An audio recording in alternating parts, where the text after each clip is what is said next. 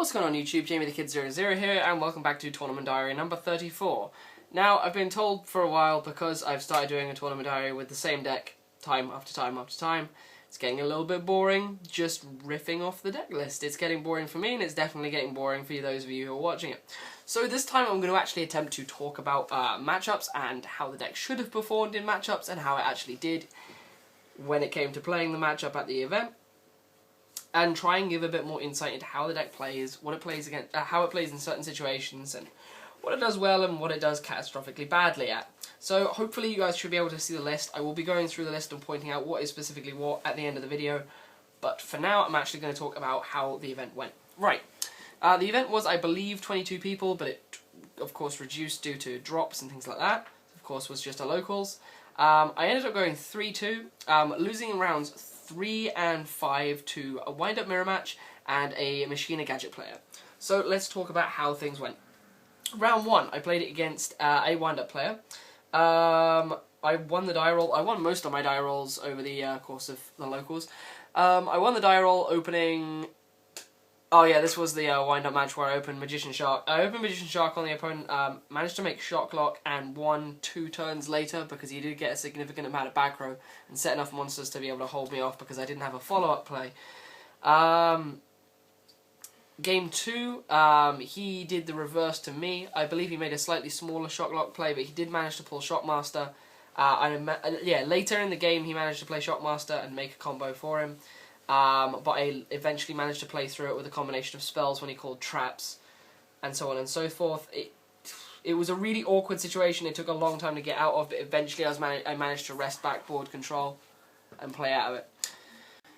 In round 2, I ended up facing off against a Lightsworn Dragon player who was playing like Chaos Dragons, but with Judgment Dragons and a bigger Lightsworn component and less card troopers. I won that match 2-0. Basically because I had every out to JD when JD came down, but I cannot stand playing against any Lightsworn or Chaos Dragon type decks with decks like this, because if you don't have back row, you live in fear of the JD or the Chaos Dragon drop, and when you play a deck of really small monsters, you really don't have very many ways to get around those huge monsters. I feel that's how the matchup would always be with wind-ups versus Chaos Dragons and Lightsworns. I feel that wind-ups should, if the opponent hasn't drawn into their Tragodias, be able to win relatively quickly if they open the good hands or if they get Rabbit Factory, so they can sort out a combo and try and push the game early. The longer the game progresses, the worse off it gets for wind-ups, because of course the wind-ups are going to be expending large amounts of resources to get over every Chaos monster that's put out, whereas the Chaos player is literally just having to drop Chaos monsters on the board for free. So I feel that you have to win early with wind-ups against Chaos Dragons, otherwise it's just going to go to shit. Long story short. Round 3, this was my loss to wind-ups. To be fair, I'm not really surprised that I lost this match to wind-ups. I always get really confused in the wind-up mirror match. I don't know why, but I always feel really uncomfortable in it. It's just not a mirror match that I enjoy. Rabbit mirror and things like that I love playing, but wind-up mirror is really, really weird. I ended up throwing away a lot of resources, throwing away the Storm and the Reborn quite early on, because I opened, I think, a Magician and a Rabbit. I'm not sure.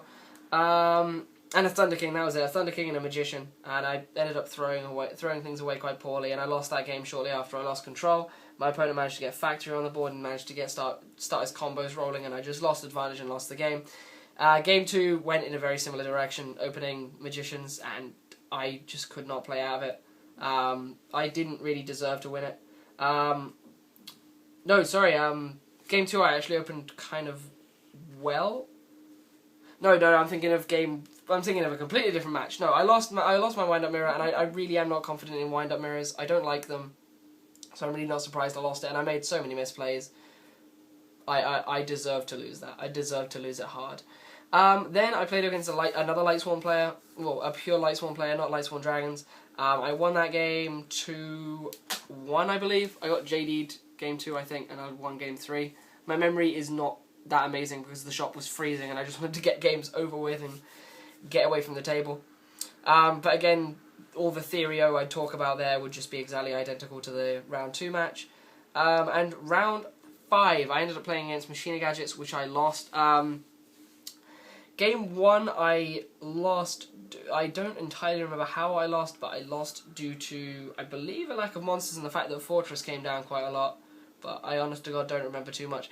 Game 2, I know, because it was the bane of my existence. I opened Magician Shark, but my opponent opened Maxi. And I originally tended to go for a Shocklock play, but I lost my nerve, and instead of making Zenmighty Papilloperative Shockmaster, I just made Shockmaster. So, in some situations that would be all well and good, but the only problem with that was the Magician and the Shark were the only monsters I drew for my opening hand, and the only monsters I drew for quite a considerable amount of time. So my opponent managed to, of course, get around the Shockmaster. I can't remember how he did it, but he did kill the Shockmaster off quite early on. And the game went downhill from there, quite frankly. I believe it was just Machina Fortress run it over. The game went downhill quite quickly from there because of course, the amount of resources I put in, the fact that you drew to an opening hand of 7 or 8 off of the Maxi, of course, because of the plays, and things just generally went downhill. So I've learned that playing with this deck, Maxi, is a complete bitch. I mean, I already knew that, but at this local specifically, I haven't really been Maxied that hard. In my wind-up mirror match, I got Maxied twice in round 2, so I just couldn't make big plays. Whereas I didn't draw into my Maxis against... I drew into one Maxi against him, and he went Torguide Sangan stop. So I probably should have held the Maxi, but I'm an idiot. So yeah. In the Machina Gadget match, I really felt that the wind-ups should have played well, simply because of wind-ups play an advantage game of a system of plus ones where you don't really want the opponent going more plus than you.